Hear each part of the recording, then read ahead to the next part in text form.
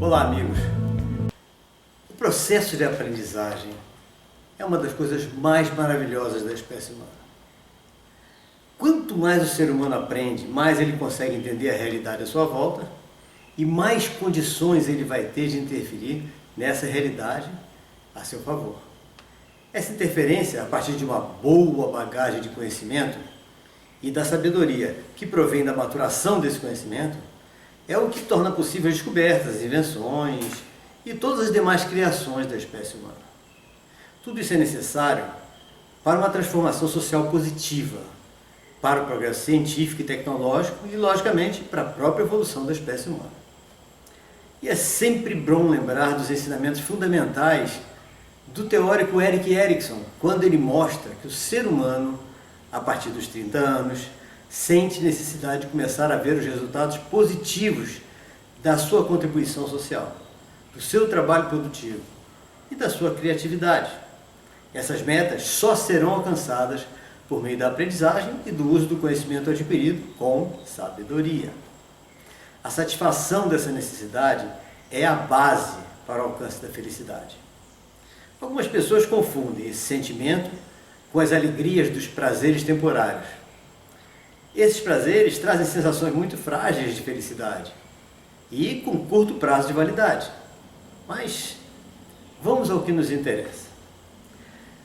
Como poderemos garantir que nossos filhos tenham plena capacidade para aprender e possam fazer parte desse seleto grupo de pessoas inteligentes, sábias, produtivas e naturalmente felizes?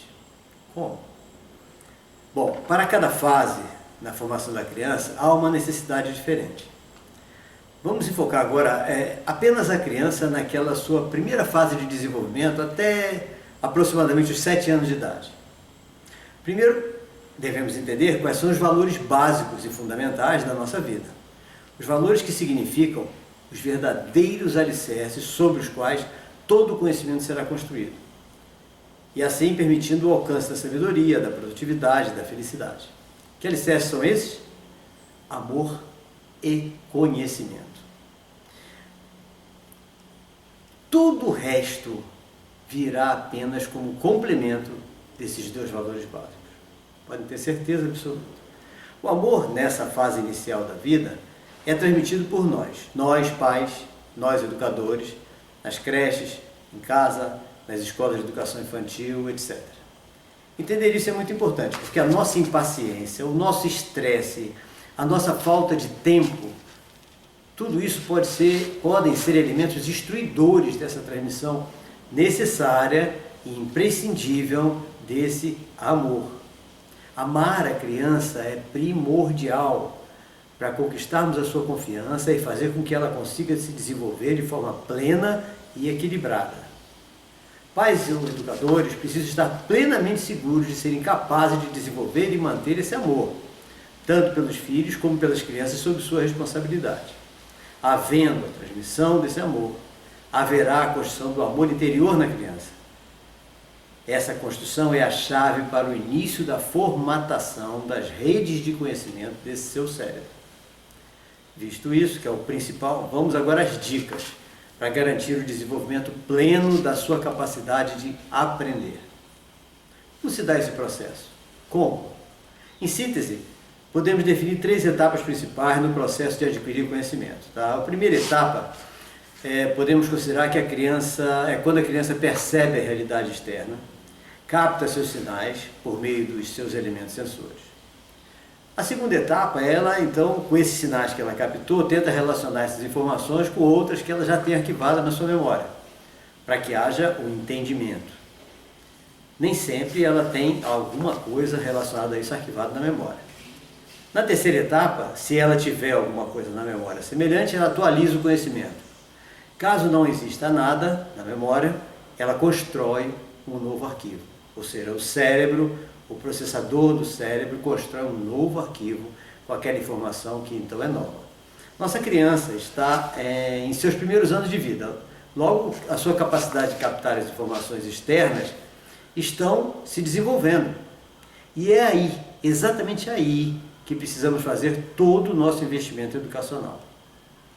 Temos que trabalhar no desenvolvimento da sua capacidade visual, auditiva, gustativa, olfativa, tátil, assim como na identificação de sentidos um pouco mais complexos, como variação da temperatura, sensação de umidade, secura e tudo mais ligado aos seus elementos sensores. Como se dá essa captação? O corpo humano possui elementos sensores espalhados pelo corpo todo. Cada um deles tem uma característica especial, mas todos têm algo em comum. Em comum é a transformação dos sinais externos em impulsos elétricos que são enviados para os processadores que estão no cérebro. A diferença está no tipo de sinal que cada sensor transforma. Os que transformam sons em impulsos elétricos estão na cóclea, dentro do ouvido. Eles ficam em toda a extensão dos canais aferente e deferente da cóclea, captando as frequências das ondas sonoras recebidas.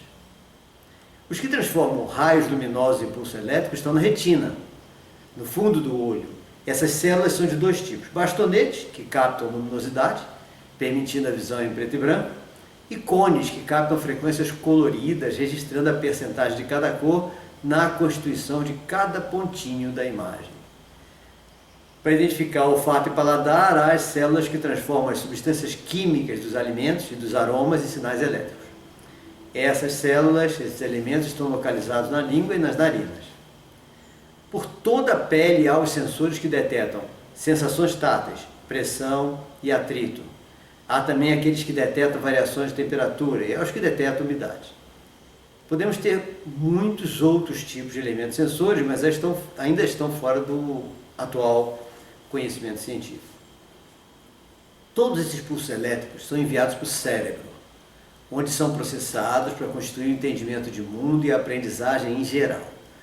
Tanto os elementos sensores espalhados por todo o corpo, como também as redes neurais que vão processar os sinais externos percebidos, captados e transformados, estão em pleno desenvolvimento. E é comum que as crianças desenvolvam algumas percepções mais que outras. Isso poderá trazer algum tipo de dificuldade de aprendizagem no futuro. Por isso que o nosso papel principal, então, é criar todos os tipos de exercícios, jogos, passatempos, diversões, sempre visando o estímulo ao desenvolvimento de todos os elementos sensores por igual, ou pelo menos da forma mais equilibrada possível.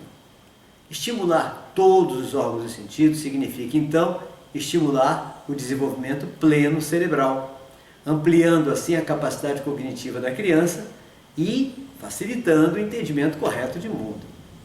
Para evitar que algum elemento sensor esteja esquecido ou seja esquecido nesses nossos exercícios, fizemos uma sugestão às creches e escolas de educação infantil para que estabeleçam um revezamento do elemento sensor a ser trabalhado.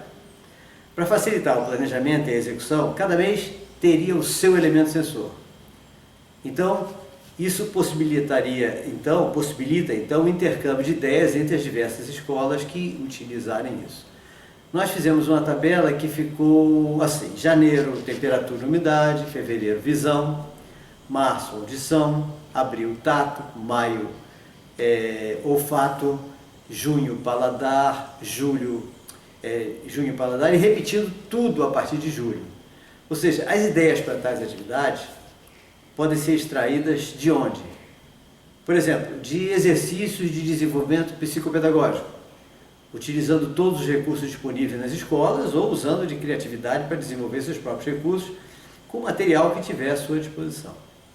Como exemplo de exercício institucionalizado, em Curitiba foi criada uma coisa chamada Jardim das Sensações. É fantástico. Nele estão expostas diversas espécies de plantas para serem vistas com as mãos e cheiradas pelos cegos. Vistas com as mãos. Há um corrimão de metal que ajuda o apoio das pessoas com baixa visão ou cegos, e em frente a cada planta ou flor há uma placa descritiva escrita em braille. Os colégios aproveitaram e estão mandando seus alunos fazer uma visita, obviamente com os olhos vendados, para que eles tentem entender a forma como o cego percebe a natureza à sua frente. É muito bom isso. As ideias são livres. O que precisamos é estimular por meio de exercícios todos os elementos sensores. Exercícios auditivos, por exemplo, devem ser realizados sempre em nível baixo, bem baixo, para não forçar as células que estão em desenvolvimento. mas com o maior número de frequências e tonalidades diferentes e mudando a direção da fonte sonora, para desenvolver assim a capacidade telemétrica auditiva. Muito importante isso também. Nessa hora, pensa-se em que chocalhos, sininhos, móveis sonoros, aquela coisa toda. Mas também é interessante lembrar que há melodias clássicas onde as frequências são bem reproduzidas, existe uma harmonia maravilhosa, que também ajuda no equilíbrio emocional. Exercícios olfativos são muito interessantes também, principalmente para os meninos, já que esses têm muito mais dificuldade do que as meninas em se interessar por diferença de aromas, diferença de perfumes e tudo mais. Exercícios de paladar são mais complicados, devido ao grande número de crianças atualmente com intolerância alimentar. Tomando-se o devido cuidado para essas intolerâncias, esses exercícios podem também servir para melhorar a preferência alimentar das crianças, com isso estimulando o conhecimento de todos os sabores de frutas, legumes, verduras, etc. Para os exercícios de visão, podem ser utilizados, por exemplo, pinturas, desenhos, modelagem em argila, representando o ambiente ou algum modelo disponível. Tá?